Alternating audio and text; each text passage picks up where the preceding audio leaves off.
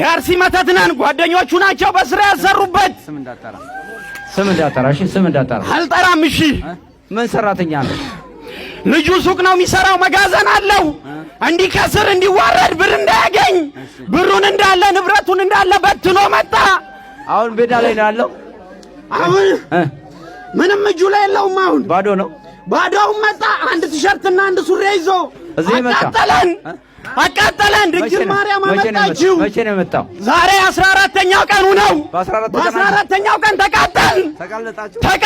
በቃ ሸኙን አባ እንሂድበት። እንሄዳለን። ወዴት ሄዱ?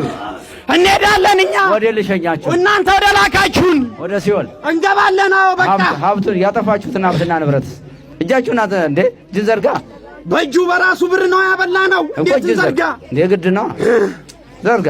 አልችልማ። አይ ታዘዝክ። በናዝሬቱ በጌታ በኢየሱስ ክርስቶስ እጅን ዘርጋ። በዚህ ነው የገባችሁ። በዚህ በራሱ ብር በራሱ ጓደኞች ነው ያበላ ነው። ተበድራችሁ ነው ያው ቢራ ግዛልን ብለን ያው አዳምጠኝ። በጌታ በኢየሱስ ክርስቶስ ስም የታሰርኩ ነው። በብሩ ላይ ያለ ሁጣ። በጌታ በኢየሱስ ግንባር ላይ ተሰብሰቡ። እዚህ ጋር ተሰብሰቡ ጠቅላላ በረከቱ እንዳሰልቡ። ስንት ብር አጠፋችሁበት? ጠቅላላ ስንት ብር አጠፋችሁበት? በመጠጥ 260 ሺህ ብር አጠፋንበት። በመጠጥ ብቻ ይጠጣል ልጁ ይጠጣል። ከአንድ ሳጥን በላይ እናጠጣዋለን። አረቄም ከዛ በላይ ምንም አይቀረንም። ልጁ እኮ ቀጭን እኮ ነው። እንዴት ምን ጠጣው? እኛ ነና ልጁ አይደለም። ልጁ ቀጭን ይሁን እንጂ በሱ ብር እኛ እንጠጣለን። እንዳያስቀድስ አድርገነው እንዲተኛ አድርገነው አደፈጥን። ዛሬ መድኃኒዓለም አስቀደሰ። ስለዚህ ተጋለጥን። በቃ እንሂድኛ። በማን ስም ሸኛችኋል? በቅድስት ሥላሴ ስም ሸኘን። 7 ቀን መጠጥ እየጠጣን ነበረ። ወደ 50 ሺህ ብር ጨርሰናል። በ7 ቀን እዚህ ደርሷል። ሚካኤል ደጅ ደርሷል። በቃ ሸኘን። እንሂድ። እሺ በርከክ በስላሴ ስም በጌታ በኢየሱስ ክርስቶስ ስም ሲኦል ታስረናል። በወላዲተ አምላክ ስም ሲኦል ታስረናል። በናዝሬቱ በጌታ በኢየሱስ ክርስቶስ ስም ሁላችንም እስከነ ሰራዊታችን ሲኦል ታስረናል። ቅድስት ሥላሴ ስም ሲኦል አስረናል። 7 ጊዜ ጮኻችሁ ቶሎ ማነክ መኮንን አቤት ሞኬ እንዴት ነህ? ሰላም ነው። እንደምን ነህ? ፈጣሪ ይመስገን ደህና ነኝ። የት ነበር? እኔ የምሰራው በጉጂ ዞን ነበረ።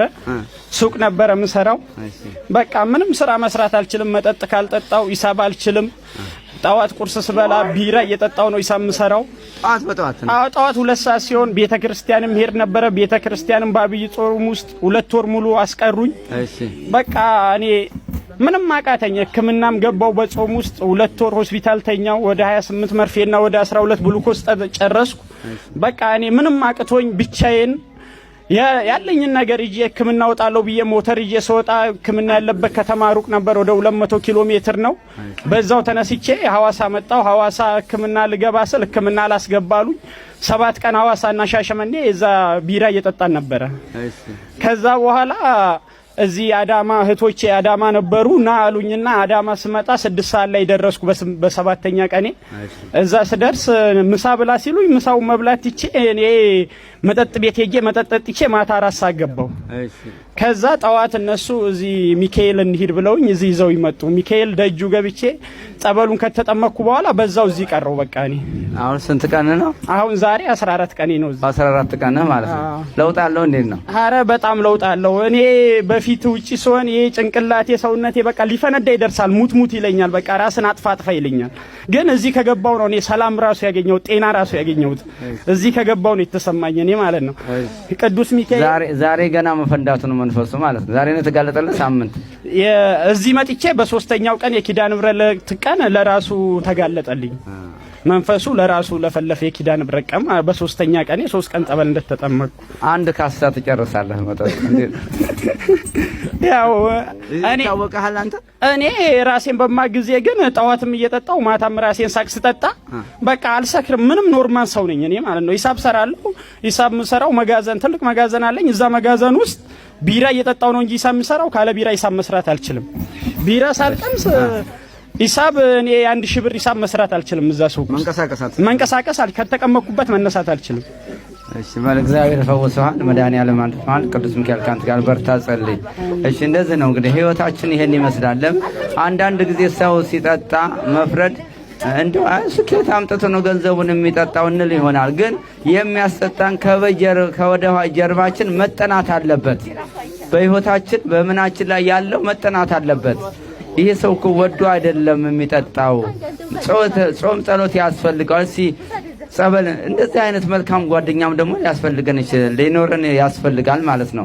ዝም ብሎ አብሮ የሚጠጣ አብሮ ገንዘባችንን የሚጨርስ አብሮ የሚያጨፍር ሳይሆን ይሄ ልጅ በወጣትነቱ ይሄንን ያህል ከጠጣ ምን አይነት ነው ጤነኛ አይደለም ብለን መገመት ያስፈልገናልና እንደዚህ የሚጠጡ ሰዎች ወንድሞቻችን እህቶቻችን ያው ወደው ስለማይጠጡ ያው ወደ ህይወት መንገድ ቢመለሱ እግዚአብሔር መልካም ፍቃድ ይሆንልን።